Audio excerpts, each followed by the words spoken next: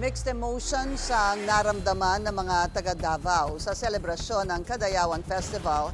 Naging matagumpay ang event pero kulang daw dahil wala si FPRRD. Yan ang agenda report ni Edith Isidro ng Abante. Matagumpay na nagtapos ang dance showdown sa Kadayawan Festival sa Davao City nitong linggo ng gabi. Higit 1 milyong peso ang inuwi ng Daniel R. Aguinaldo National High School na champion sa Patimpala. Maganda rin ang panahon kaya successful din ang float parade na nilahukan ng halos 30 participant. Sa pinakahuling vlog ni Acting Davao City Mayor Basti Duterte, may mensahe siya sa tanyag ng selebrasyon sa Davao. Happy Kadayawan sa inyong tanan. Enjoy lang mo. Pabiro rin niyang sinabi na para siyang durian dahil sa amoy nito. Durian. Nga naman ngayon. Ambot. Isog baho. Present din sa okasyon si Senator Bato de la Rosa.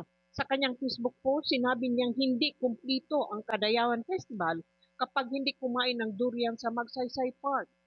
Ito rin ang paboritong hangout ni former President at Mayor Rodrigo Duterte na nakaditing ngayon sa ICC dahil sa kasong crimes against humanity. Para sa isa pang kaalyado at anak ng Davao na si Senator Bongo, may kulang sa pagdiriwang.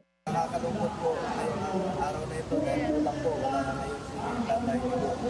Pakiusap po sa inyo, natuloy tayong kasal sa kanyang kalusugan, ligtasan at kanyang kalayahan po. Una na rin nakipiyasa si VP Sara Duterte sa dumalo sa misa noong nagbukas ang festival bago pa siya nagbiyahe pakwai.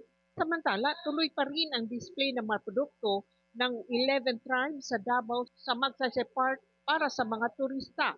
Para sa agenda, Edith Isidro, Abante, Davao City.